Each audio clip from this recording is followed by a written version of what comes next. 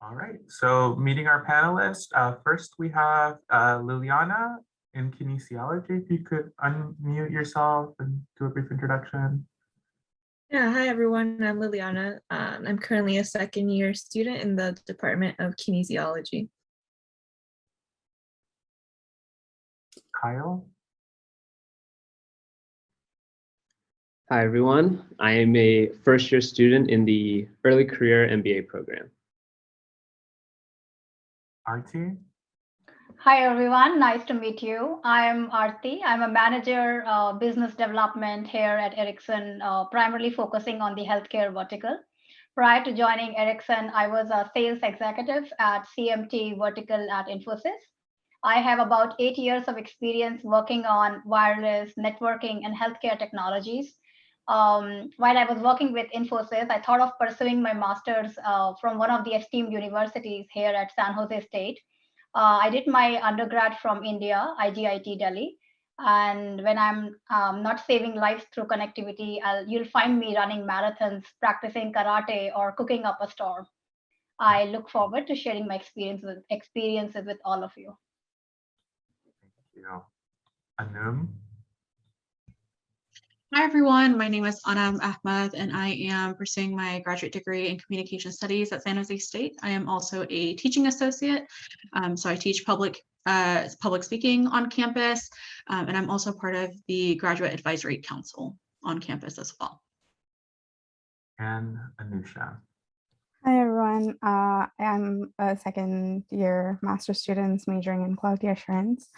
And I also work for the IRP department as a student assistant. And it's been quite a journey because I started my master's through the pandemics. And so I'm very excited to share that experience. So thank you all so much for joining us today. I'm going to stop share and then I will start asking these questions. First question we have for the panelists is why did you decide to earn a graduate degree? I know it might be pretty broad, but whoever would like to answer, you can go ahead and unmute yourself.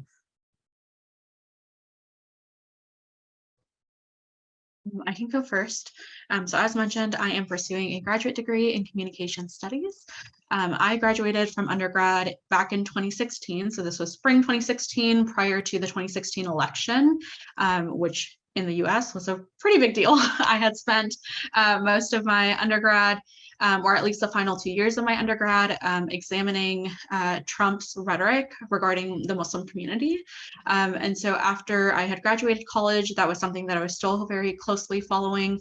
And I found myself in a spot of feeling really overwhelmed by the election results, as many of us had, and missing my communication courses because I thought that communication studies, at least when I was in undergrad, really helped students unpack what was going on in the news. So we were able to come to class, talk about current events, have a space to feel all of the feelings. So whether that's grieving or anger or just needing more information, there was always someone who felt who was there that seemed to have more answers than we did as students. And so when I had graduated school and the election turned out the way that it had, I think I was really missing that of like finding a space where someone else knew more than I did could help me unpack what was going on. And so that really helped kind of push me to go back to school, to find those places to have these kind of critical conversations. It took me a while to come back because grad school can be expensive, and I know that we're going to talk about that a little ways in this panel. But that was kind of what pushed me to come back. I am really passionate about communication studies. I thought I would always want to go back to school. But in terms of like timing and things of that nature, I think that was a really big catalyst for me of wanting a space to kind of unpack all the things that are going on in the world, to research them more, to talk about them more. And I thought the department that I'm in really helped me do that. So that's why I came back to grad school.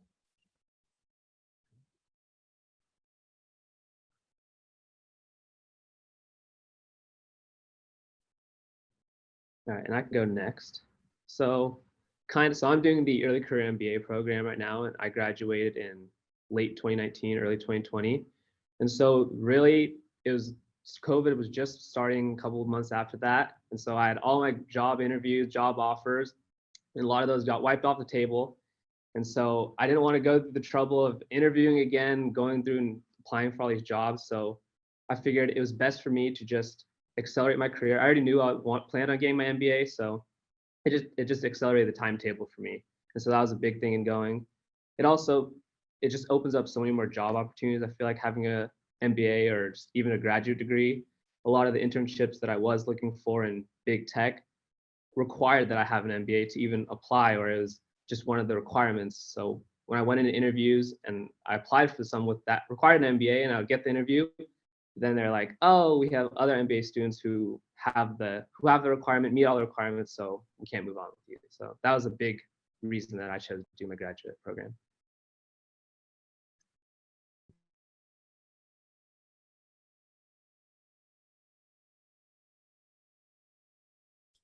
I could go next.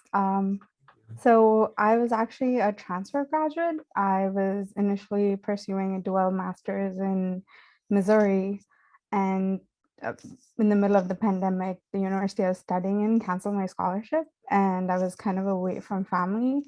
So everyone's kind of freaking out, and I was like, okay, let's look at different universities in California and like find a program that suits me. And I was doing some research and I figured out, because I was pursuing a dual master's in information technology and an MBA. So the university said I could graduate with my information technology master's, but I didn't qualify to graduate with the MBA yet. So I was looking at courses that would prove to be very beneficial with my information technology master's, and doing some research, I did find out that in Silicon Valley, QA, quality assurance, was a big deal. And San Jose State is one of the universities that offered one of the best QA programs. And till date, I think that's one of the best decisions I've made, because my professors are amazing. And that's why I decided to pursue my master's here. I can go next. I just wanted to add on to what people have already said. But I always wanted to earn a graduate degree, but I was in India and did my bachelor's. I was not getting a right opportunity. And fortunately, I got married and, I came to US.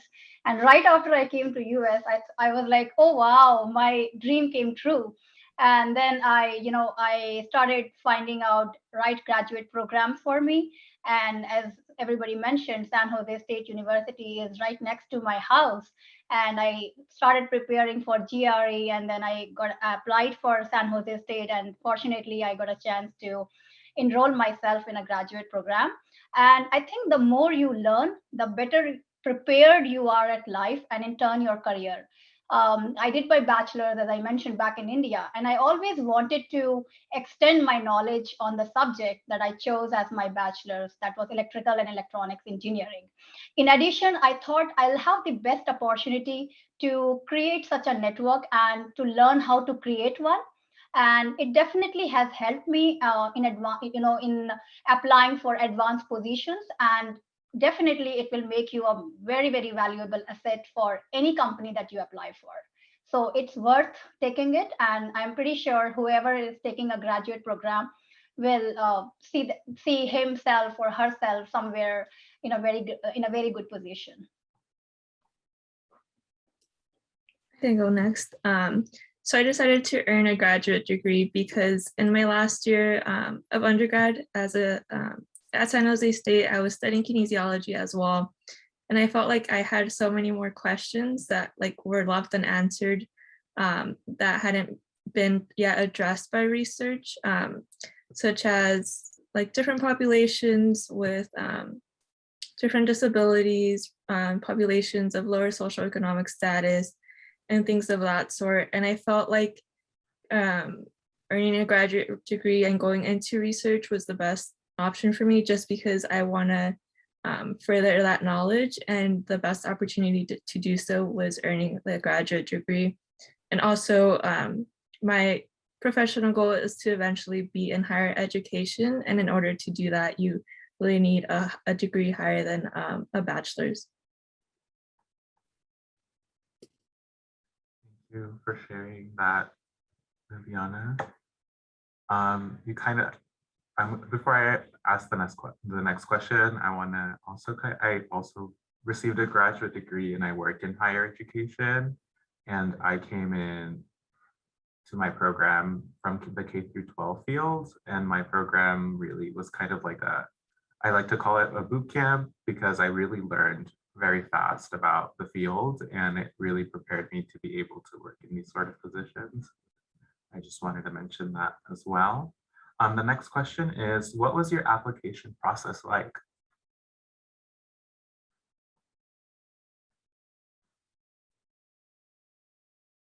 I can start. So as someone who already went through the visa process, who was in the US when I was applying, and through the pandemic, I realized that they'd extended the application date, and I was still unsure if they would accept me. So I think the first thing I did was reach out to the department, and they were very responsive. They were very, very responsive. So they connected me to Gabe, and they helped me through the whole process. It was, I would not say it was a breeze, because I had to go through all the steps still, but the help that I received throughout the entire application process was very amazing. And till date, I think that was like one of the best application processes that I've been through, because I have applied to other universities, and yeah, and I'm very grateful that I got the help from Gabe. Thank you. We're glad to hear that. I'll go next. I wish I had reached out to Gabe because I didn't realize that was a resource in terms of like applying to grad school. So that's helpful information for me now as well. I feel like, I don't know what it is about college websites, but I think whenever you are trying to apply to a university, it seems like it's really challenging to figure out what the steps are, what materials are needed. Like, I don't know if other people have that same experience, but I find that to be the most challenging piece, is like just navigating a college's website. And then that immediately makes me feel like, well, if I can't even figure out where your application information is, maybe I shouldn't be applying to this school. So Anusha, that information is helpful. I should have totally reached out to Gabe. For me in my application process, the two things that I think struggled with or thought about was the GRE. So many of us probably had to take the GRE for this school or other schools that we were applying to. I think right now for many schools that has been waived because of the pandemic and access to testing. But I was never the best test taker. So needing to sit down and study for the GRE was really challenging. But hopefully that has been waived for many incoming students. And then the other thing was, I had graduated undergrad 2016 and I was applying in 2019 to start grad school. So there was a couple of years since I had graduated. And when I was thinking about letters of recommendation, I think that is also a concern for students of, are my old professors going to remember me? Did I make enough connections? Are they strong enough to like not have heard from me in a couple of years and now I'm reaching back out? And the advice that I would give is, if you haven't already, start reaching out to your professors via LinkedIn or Facebook, and become friends with them and just start talking to them. So if they are passively kind of aware of what's going on in your life through social media across these various platforms, it's easier to reach back out to them to say, hey, I'm thinking about, going back to grad school or other schooling. Would you be comfortable writing me a letter of rec? This was the classes I took with you. I think you know my research really well, or how I am as a student, etc. But I think that was one of the concerns that I had of like, would these people still remember me? And the thing that I would mention is, even if you haven't started applying or you're thinking about applying in a couple of years, or maybe you're even in the middle of the process, become friends with your old instructors on LinkedIn. And then do that a couple months prior to once your application is due, and then reach back out to them to be like, hey, remember me? We're connected on these platforms. Would you be comfortable writing me a letter of rec? So that worked out in my favor. That's really great advice. Thank you so much for that. I wanted to add something about Gabe. So the Gabe office has a website where they have a representative for every core program. So if you reach out to that particular person in GAPE, it's pretty easy. But I don't think a lot of people know that. I was lucky that I figured that out. But yeah, that's a very valuable resource out there. And also, if you want to reach out to someone in the department, there's also a particular page with representatives there. They're always very responsive if you reach out to them. So that's very valuable. Yeah, and then real quick plug also, our department is new, graduate enrollment management, and we actually now have the ability to have somebody answering those specific questions for your application. That person is me, which is great, right? Because I'm here. But yeah, while someone else answers this prompt question, I will write down that email and then I'll remind you all at the end, but just because we're talking about it now. But yeah, if anybody else would like to share about their application process, that'd be great. Yeah, so kind of piggybacking off that with the recommendations, that was the only thing that I felt like with my application struggled on, because I reached out to multiple of my managers and old professors, and some of them didn't want to, like they didn't have the time. So I feel like you should reach out, definitely like she was saying, reach out a month or two ahead of time, give them a document of what you kind of want to see on your recommendation, have a layout for them. So it just makes it easier on them. It doesn't seem like it's homework for them. It's more so because they're doing a chore or they're doing something for you. They're helping you out to make it easier on them. It's kind of what I got from that. And then for the MBA program, their website actually is quite helpful because they have all the steps listed out. It's very straightforward. And I don't know, Sun Chow, she reached out to me and was able to guide me through without me even having to reach out. She guided me through what documents I needed, when they were due. And so it was just super helpful.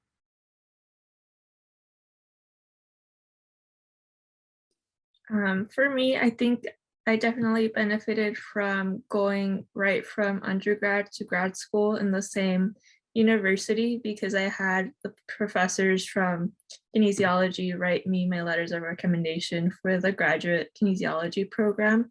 But as you all have said, definitely give them enough time to write you those letters of recommendation.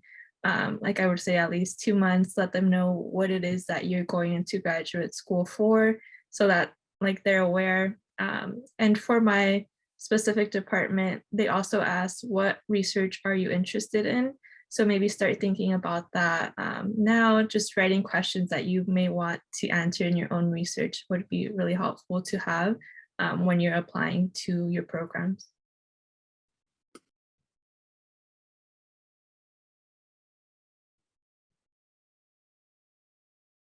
All right, I can move on to our next question.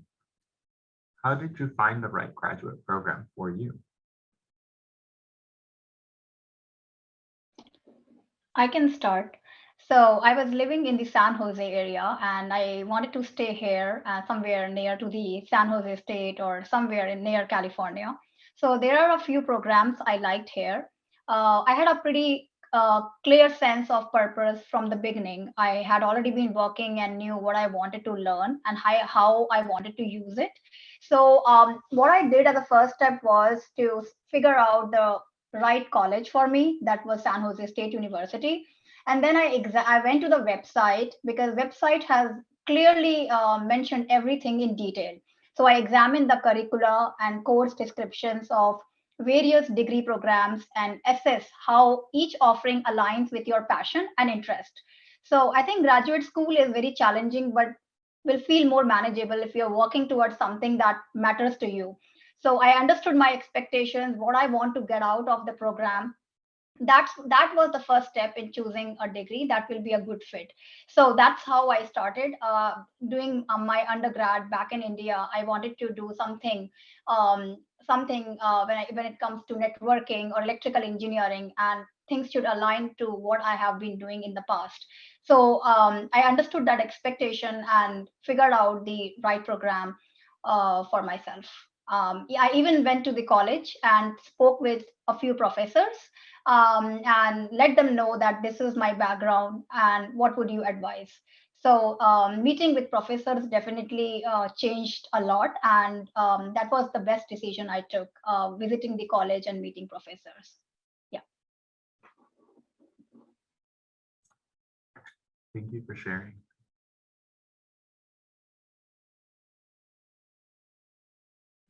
Yeah, so for me, I think how I chose the graduate program was quite easy. I was already a business major.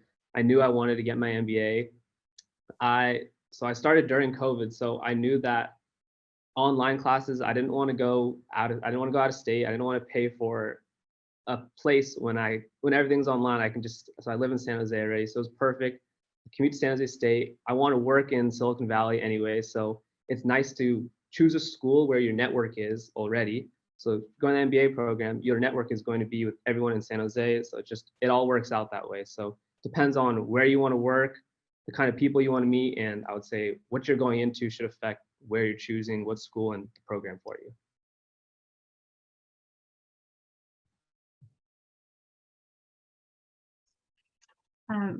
So this kind of like adds to both what both of the speakers said already. When it came to picking a grad school, I also wanted to stay close to home. So originally, I applied to schools that were kind of close by, so CSUs that were nearby, East Bay, San Francisco State, San Jose State. I had gone to East Bay for my undergrad, and one of the things that has always stuck with me is that in our communication studies program at East Bay, one of the professors had mentioned that comm studies is something that's really shaped by your instructors. So the perspectives of those instructors really decide the content that you're learning, the way that you understand that content, the way that your like worldview shifts. And so they really emphasize not going to the same school for your undergrad and your grad program, and if possible, like getting out of your city, getting out of your state, just like experiencing a new place, because that's really going to affect the way that we think about communication studies, the way that we think of like our relationships with other people, our connections with others. But financially, I wasn't really able to get as far away from home as I could. So I was thinking, okay, if I'm, trying to still live at home financially, or be close to home anyways, then picking a school that wasn't the same school that I went to for undergrad. So that's how I kind of narrowed my choices down. So I didn't want to go to the same school as undergrad. And then one of the things that I appreciated about San Jose State was that for our grad program, they had both classes in the day and in the evening, versus at San Francisco State, all of the grad courses for the Comm Studies program were all in the evening. So they would be from 6 to 9 p.m. And then I live pretty far from San Francisco, so I'd be commuting back after 9 p.m. in the evenings, night times. I don't know if you've taken MART around 9 p.m. It's not the best place to be always. So I think that really helped with my decision as well, is that San Jose State's program offered both classes in the day and in the evenings. And the commute wasn't too bad home after that 6 to 9 evening classes. But also allowed me to interact with instructors who maybe had different worldviews than I did, or that were different to at least the group that I had in undergrad. So it was kind of expanding my worldview a little bit, even though it was still close to home.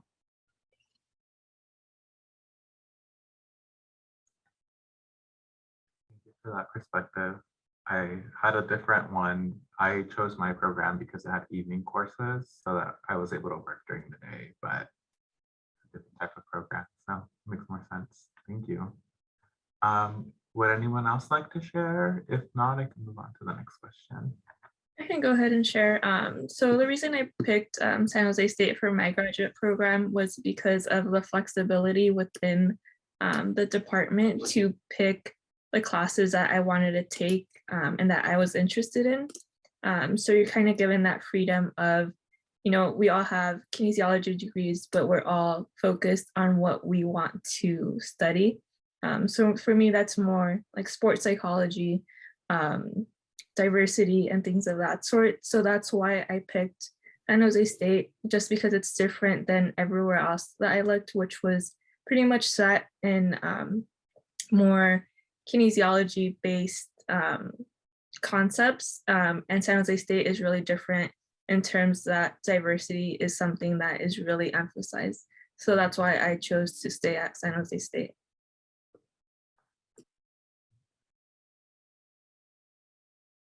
All right. Our next question is, what are some highlights of your graduate school experience so far? For those of you that have finished, what were they?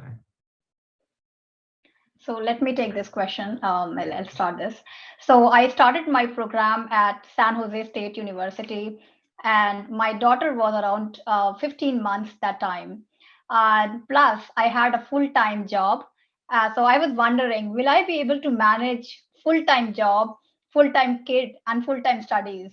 So it was definitely a very, very challenging experience to get back into the habit of spending hours writing papers, doing questions, homeworks, and pop-up quizzes, handling all those things, and even doing research after years of not being in school. But I think when there is a will, there is a way. And one thing that really helped me was managing the time and planning. So if you have plan in place, then you do not have to worry at all. I know it was a very challenging experience and very, very hard to, do multitasking, manage so many things at the same time. So the best thing that I like, and other students already mentioned, is how San Jose State offers you the evening classes. So what I did was I worked till 2 o'clock because I was working for a New York company. And then I used to take my evening classes so that, after work, I can attend all my classes. And in the midst of that, I used to make sure that I have breakfast, lunch, and dinner, everything all set so that my daughter comes from the daycare, she can eat. So other thing I would say is to find the right person in the college who you feel is very compatible to work with, compatible to study, and it might require multiple rounds of interaction.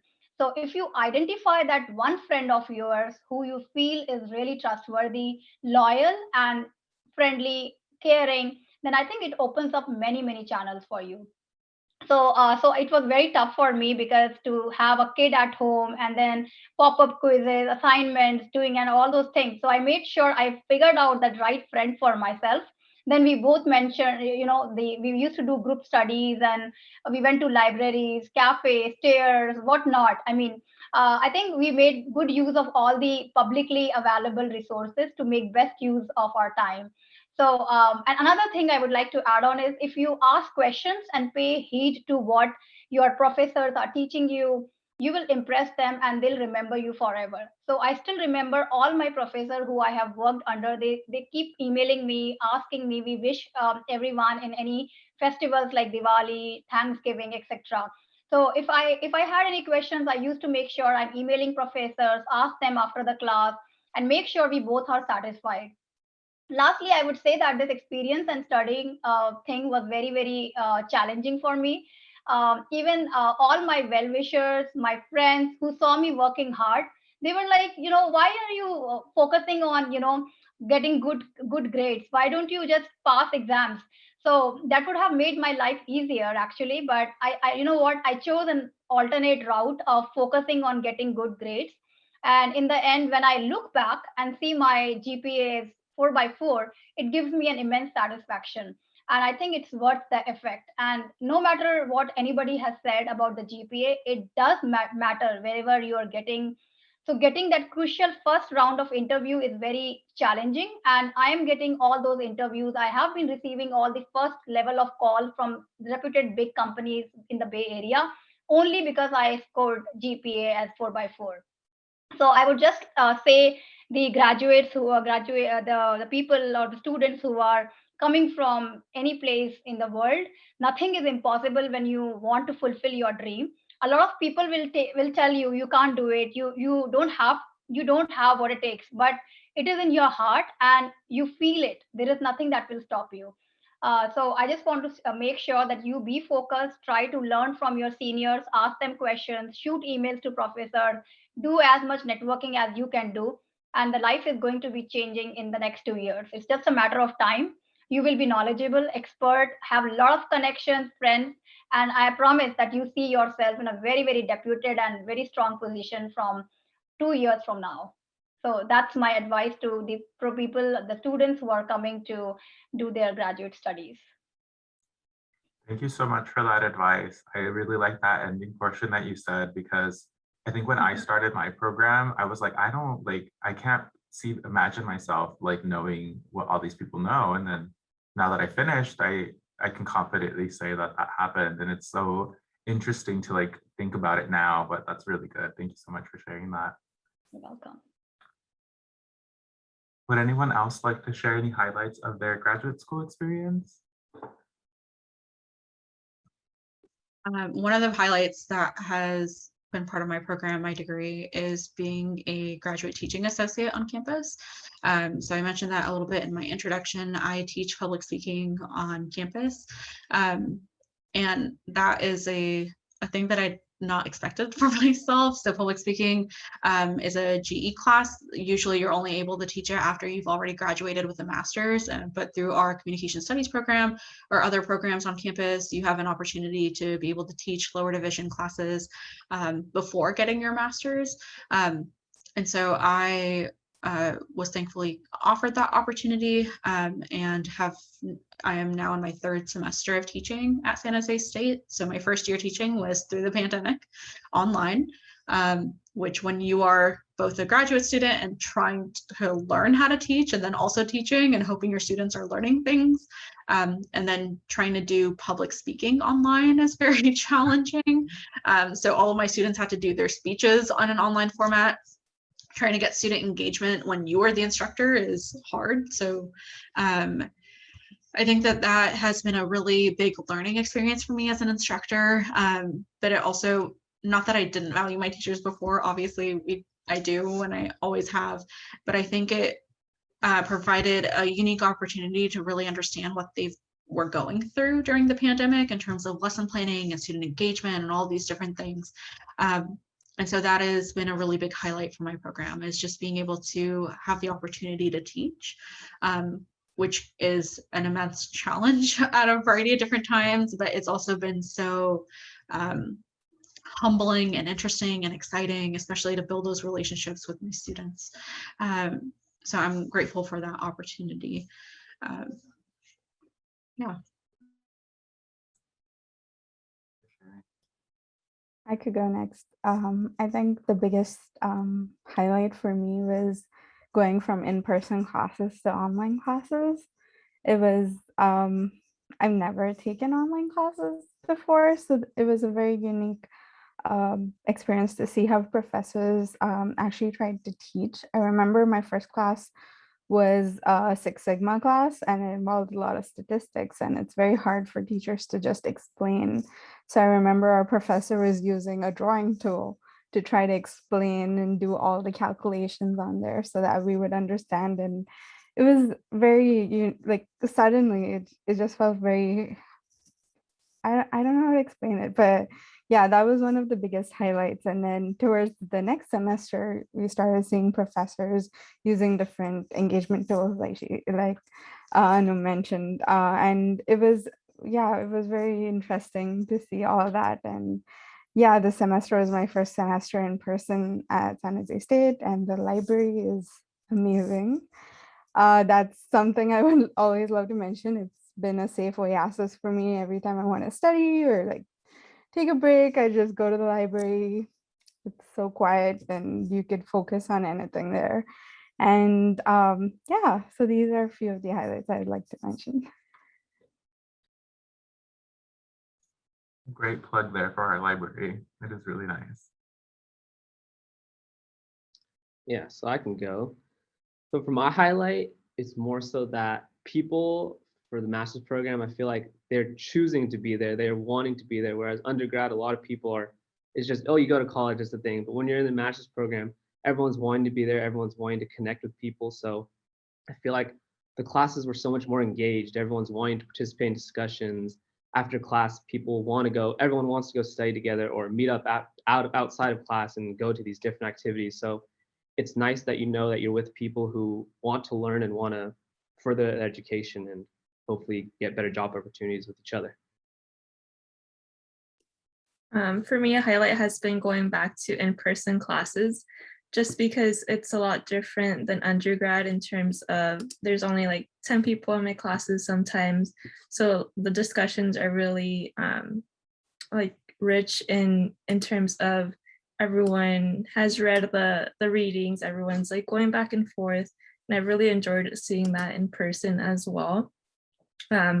Another thing is I also got a position as a graduate assistant for the tutoring program at the university. And through that, I've been able to help undergrad students that are wanting to go to grad school. So like getting them advice, telling them what I've been through so that they like have more information. So that's definitely been a highlight for me as well. Thank you all for sharing. Our next question is what tips would you give to someone applying for graduate school now, having been through it yourself? It being the application process. Yeah, go on this. So kind of restating everything again, start early, make sure you reach out to all your recommenders ahead of time. I mean, starting early is the main thing because for the MBA program, I know that it had filled up even before the application deadline. So then I got deferred to the next one. So make sure you're in early, know what you want to do, have all your recommenders in line, have all the documents ready to go, and just make sure you're prepared when you're applying. Don't be caught slacking or you may miss the deadline. I definitely say research the program that you're going into. Is an MA, MBA, like MS? What is the outcome of the degree that you're getting, and does it align with what you want to do at the end of that degree? As someone who works for the IRP department and receiving students from emails from students who apply, the first thing would be always check your to-do list and make sure you send all those documents. Always make sure they're ahead of time, much ahead of your deadline, because like programs like computer science and software engineering, they get filled up really fast. You will not believe it. So it's always better to apply early and always check your to-do list because you'll never know what's there. I will add and say, go to events the university is hosting and info sessions, kind of like this panel. I think that as a student who I'm currently looking at doctoral programs, it's really helpful for me to go to info sessions and hear from people talking about those programs or listening to students talk about those programs, because you don't know what you don't know. So while you are preparing an application for any kind of program, there's so many different details that you may have never thought about because this is your first time doing it. And so going to those sessions makes you realize like, oh, I hadn't thought about this detail, or have I done this item yet? Or hearing the experiences of students makes you think more deeply about that program and whether or not it's the right fit for you. So that is what I would recommend, is definitely attending info sessions like this one or others, just to hear from others' experiences, but also to make sure that you have all the things that you need. So kind of like the to-do list that Anusha is talking about, so that you can have a strong application. So if there's things that the people running the session are really highlighting, make sure that if you're writing a personal statement or any kind of statement, that you have all of that information in there to help connect it back to that school to say, you know, I paid attention, I did my homework, and these are the things that you're looking for, and I'm addressing those things in my application. I just want to add on, because this is from my experience. I see there is a Facebook group, or I think LinkedIn group, that you always can join, and the students, you know, whoever are graduated or, you know, have started their studies currently, they will have some post, you know, about what is the application process looks like, which all courses to be which all courses are relevant for this skills and all those things. So I would advise, if possible, you can just search online, or maybe you check with your seniors or alumni if there is any group that is already existing. If not, you can always take an initiative to create one and then add on to all your students and all those people who you think are relevant to be added in the group. Thank you. Our next question is, how did you fund your program? Or how are you currently funding your studies?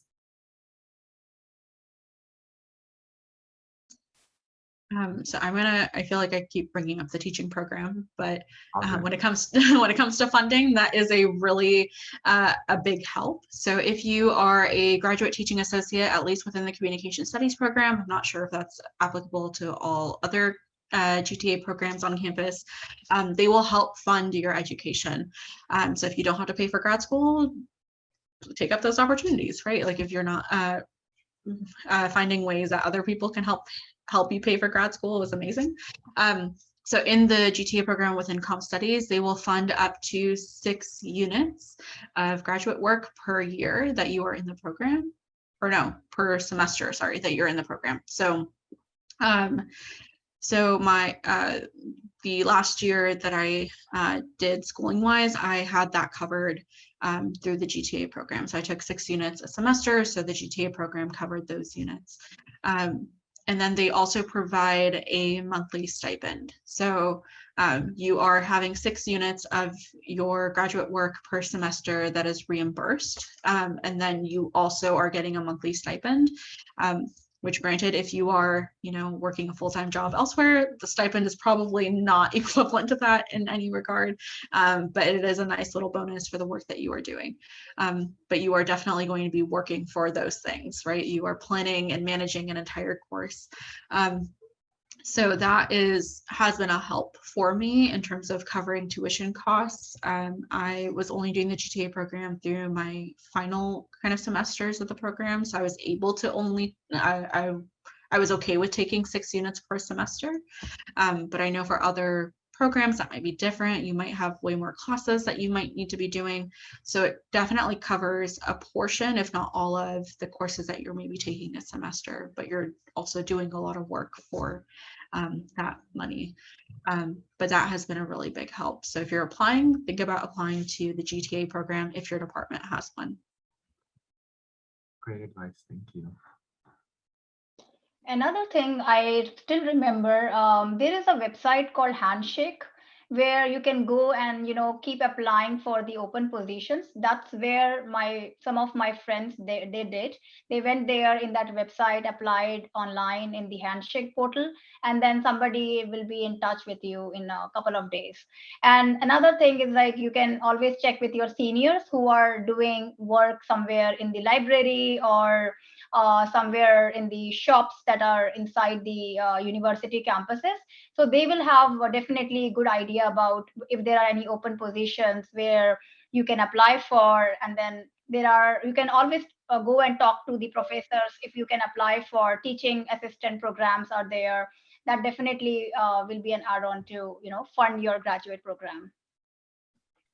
Thank you for that.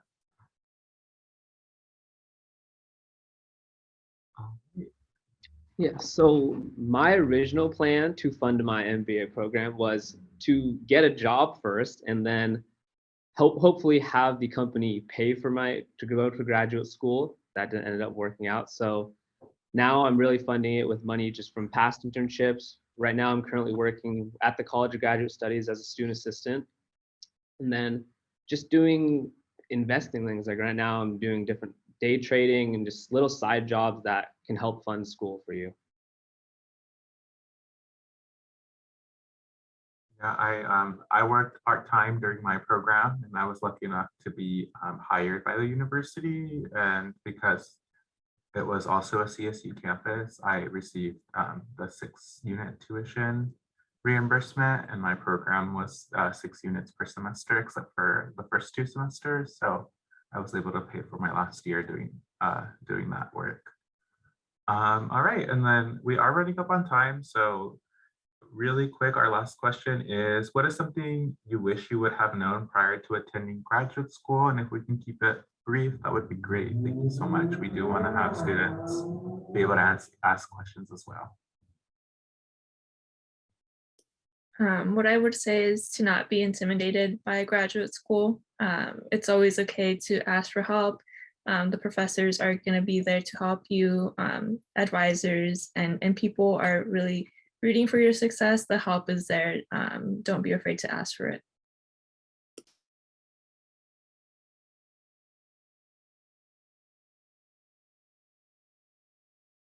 I think a big thing is to worry about yourself and focus on your own studies. Don't worry about all these other people have, oh, they're working full time. Oh, some of these people are working part time. Just worry about yourself. Focus on what you're doing. Everyone is trying to achieve the same goal. We're all trying to get your master's degree. So don't worry about, even if you feel like you're behind, everyone's in the same boat and trying to get to the same goal eventually.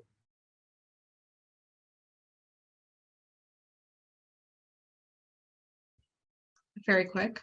Utilize office hours. So I think for many of us, we go to office hours as like a last ditch resort when we're really panicked and freaking out.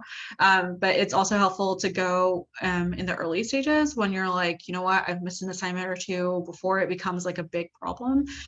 So just using that as like a form of educational self-care, in the sense that you are checking in with your instructor, making sure that you are on track to doing well in that semester, just getting to know them, building those relationships. So if you want letters of rec moving forward for a job or anything else, they know who you are because you've built that relationship with them. So utilizing office hours early in the semester, not just when you're in full panic mode, and also utilizing them to build relationships with your instructors, and not just because you need help, but they're great for helping in that case as well. Yeah, something I would suggest is when you're in classes, don't be scared to ask questions or like to answer questions that professors ask. Sometimes you'd feel like, oh, maybe that's not right, but always trust your gut intuition, because in graduate school, you're never wrong, because they take in opinions and they give you the right answer. So no one's going to judge you for it. So always keep like reply to the questions they ask, and it'll help you grow better. And also remember to go build a relationship with your professors, mainly because when you have your final thesis and dissertations, it will be very useful to have contacts with professors. Yeah, just one line I would like to add on, because I see there were a few students who were facing challenges. So I would say that be a part of alumni network, make as many connections as possible. And second, do keep sending cold emails to your seniors, to people who are working in industries that you are targeting to go after 2 years. So don't wait till, when you'll finish your studies and then you'll apply. Keep applying in as soon as you start your course, keep applying, shoot cold emails to all professors, all your connections, all the people working in industries. I'm sure that will definitely going to help. Absolutely. Networking is really important, and applying to jobs while you're in your studies never hurts. I did it and I got hired. So definitely want to reiterate that. At this time, I do want to open up the virtual floor for anyone that has any questions that are joining us for our panel. You are able to either use the chat function or unmute yourselves, and you can ask the question live as well.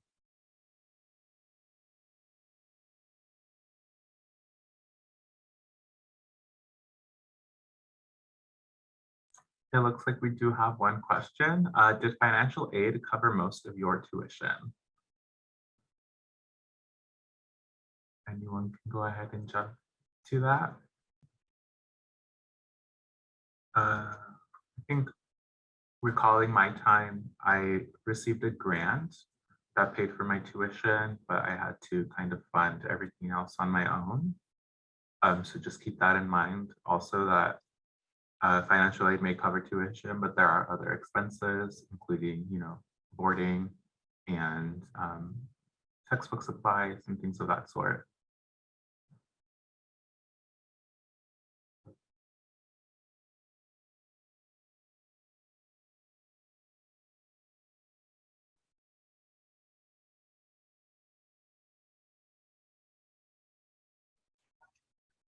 I had not received financial aid, but I had mentioned earlier that like the graduate teaching associate program will help cover tuition, but I know for students who had received financial aid and also that tuition stipend, there was oftentimes some confusion or like some difficulties with being able to receive both. So the tuition stipend would sometimes cover after your financial aid. So there might be it might in some cases cancel it out, or there might be some challenges there. So that's something to keep in mind. Again, that may not be for every program or every department, but just something to be wary or like not wary of, but like conscious of as you're applying, that some of those opportunities, you may only be able to take one financial opportunity over another in certain cases. All right, we have come to our 5 o'clock hour. So again, thank you all so much for joining us. If there are any other questions, feel free to email us at explore-gradstudies@sjsu.edu. And I hope you'll enjoy your evening. Thank you.